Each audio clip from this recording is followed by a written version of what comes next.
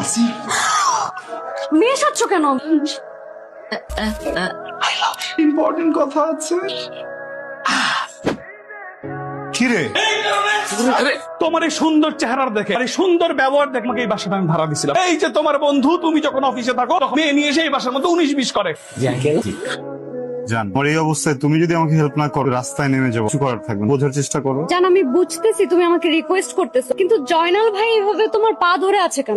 এই শালার জন্য সবকিছু হয়েছে, বুঝছো? আমাকে বলছি তো, আমি যদি আজকের ভিতরে বাসা না পাই না, 3টা রাত্রি মারবো, 3টা জায়গা বরাবর। এই জায়গা বরাবর মানে? তুমি বুঝবা না। জান, আমি তোমার একটা কথা বলি, এই যে তোমার বাবার এত বড় একটা বাড়ি, পুরো বাড়ির কিছুই আমার কোনোদিন লাগবে না। উপরে একটা চিলে কোঠা আছে না, তুমি আমি সূর্য ডোবা দেখি, এটা আমার একটা ভাড়া নেওয়া দেওয়া যায়। দরকার 10 দিনের জন্য নেওয়া দেওয়া পেইং গেস্ট, 10 দিনের ভিতরে বাসা বাড়ি কিছু একটা খুঁজে নিবো। তোমার ক্যাম্পাসের বড় ভাই ছিলাম। বুঝতে পারছি তুমি অনেক ঝামেলার মধ্যে পড়ছো, তো জান আমি আমার বাবাকে কিভাবে বলবো? আমাদের মতো দুইটা দামরা আমার বাসায় থাক। জান তুমিই বলো, তোমরা যদি ছেলে না হয়ে মেয়ে হইতো তাও আমি একটু চেষ্টা করে দেখ, সম্ভব না, বুঝছো? সকাল 6টা থেকে আমার পেটটা খারাপ, 10টার আগে মার্কেট খোলে না। আমি সব জায়গায় দৌড়াইছি কোনোভাবে ব্যালেন্স করছি। মার্কেটেও গেছি, কতবার যাবো মার্কেট। তুই বাথরুমের জন্য হইলো একটা বাসা ম্যানেজ করে দাও না প্লিজ। আমার না এখন বাসায় যেতে হবে। যাও। সরি, আমি তোমাকে ওয়াশরুমটাও ম্যানেজ করে দিতে যাও। পারছি না। ছাড়, আমি যাই।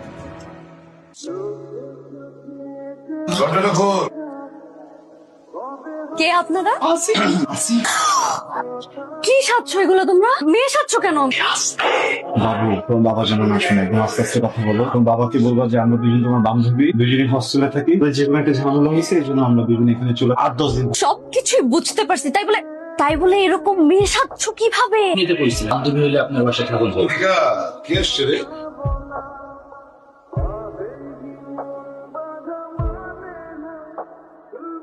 আসসালামু আলাইকুম। বাবা, ও হলো আসিফা, জয়া আমার বান্ধবী। বাবা, ওরা একটা বিপদে পড়ে আমাদের বাসায় এসে, ওরা হোস্টেলে থাকে, হঠাৎ করে হোস্টেল অফ হয়ে যাওয়ার কারণে আমাদের বাসায় একদিন থাকবে, ধরো 10 দিন। বাবা কিছু বলো। তোর বান্ধবী ওনারা বিপদে পড়ছে, থাকুক যতদিন থাকুক।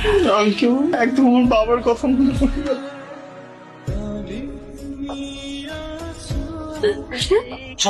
আরে এই শোনো, এই কথায় পা ধরে এমন ছেলে কিন্তু আমার একদম পছন্দ না। করবো আমি, কি করবো বল? হাত ধরবো?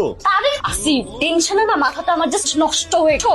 বাবা যদি একবার জানে যে তুমি আমার বান্ধবী না আমার বয়ফ্রেন্ড, বাবা কখনো তোমার সাথে আমার বিয়ে দিতে রাজি হবে না। তুমি এত চিন্তা কেন করতেছো আমাকে একটু বলো। 10টা দিনের ব্যাপার, 10 দিনের ভিতর দেখবা সব ঠিক হয়ে গেছে।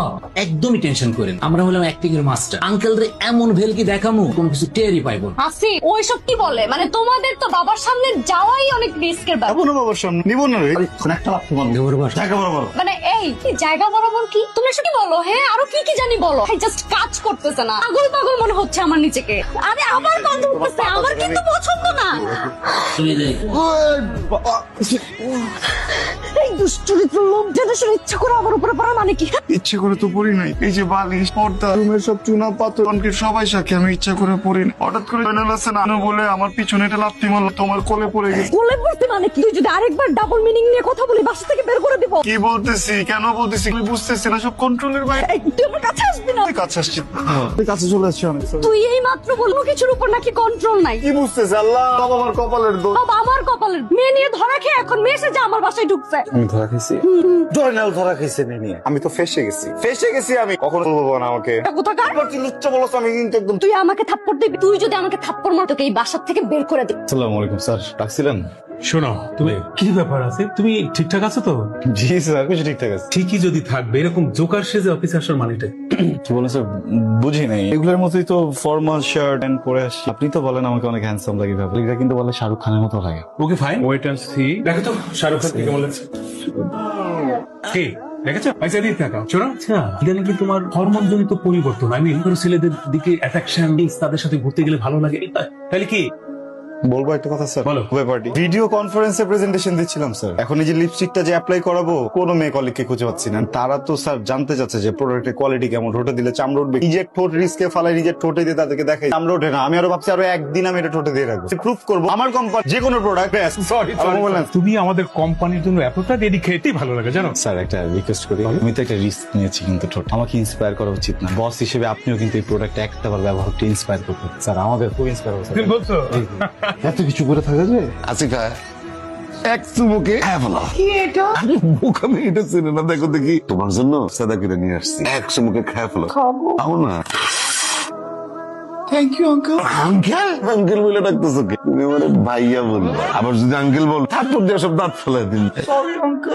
আবার বলবোটা কি? তুমি না আমার আদর করে রসু ডাকতে পারো। কালকে রাত্রে না তোমার বোন আমার স্বপ্নে দেখে দিচ্ছে। আমার আপা হানিকার আম্মু স্বপ্নে আমার কি বলে জান? বলে আই রসু সারা জীবন তো খালি মেয়ের পিছে কাটাই দিলাম, সময় আসছে প্রেমের সাগরে না ওটা ভাষা ভাষাই আমার।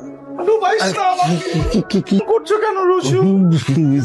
তোমার আপা না স্বপ্নে তোমার নাম মুখে নিচ্ছে। সরি সরি আরে কি আমি পারবো না এইভাবে থাকতে। চুলমুল সব খুলে আমি বাইরে দাঁড়িয়ে থাকবো। মাথা কি নষ্ট হয়ে গেছে? আর এখনো ঘুমায় নাই, দেখে সব খুলে বসা আর কি হবে বুঝতেছ? তোমার সেটা হয়তো বা আমি বুঝতেছি, কিন্তু এই বাসার বাইরে আমার ইজ্জত নিয়ে যে হরিলুট চলতেছে, আমার বাবার জেনে যাওয়া ভালো যে আমি আসলে একজন পুরুষ। তোমার ইজ্জত আবার কে হরিলুট করলো? তোমার বাবা। আমার বাবা? হ্যাঁ আমার বাবা। আমার ডাব আমাকে খাওয়াতে আসে, তোমার ডাব মানে? ডাব এনে পাইপ দিয়ে আমাকে বলে খাও। তো এটা তো খুবই ভালো কথা। ও কেয়ারিং অ্যাকচুয়ালি দিলাম, তোমার বাবা অনেক কেয়ারিং এর মাঝে উনি তো আমাকে স্বপ্নের কথা শোনায় দিচ্ছে। কোন স্বপ্ন? যে স্বপ্ন দেখছে তার স্বপ্নে তোমার আম্মা আসছে, তার আম্মা এসে তাকে বলছে আমাকে নিয়ে এসে যেন প্রেমের সাগরে বৈঠা বাইতে বলে। বৈঠা আমি না বুঝি নাই। এখন তো সত্যি বুঝবা না। হি সো কেয়ারিং ফাদার ডাকতে না করছে কি ডাকতে বলতে? রসু বেবি। আচ্ছা সুস্কে এইখানে না তুমি এই মেয়ে গেট আপ নেওয়ার পরে তোমাকে কেমন লাগতেছে? হট লাগতেছে, মানে যে কোনো একটা মেয়ের থেকে তোমাকে অনেক বেশি সেক্সি লাগছে।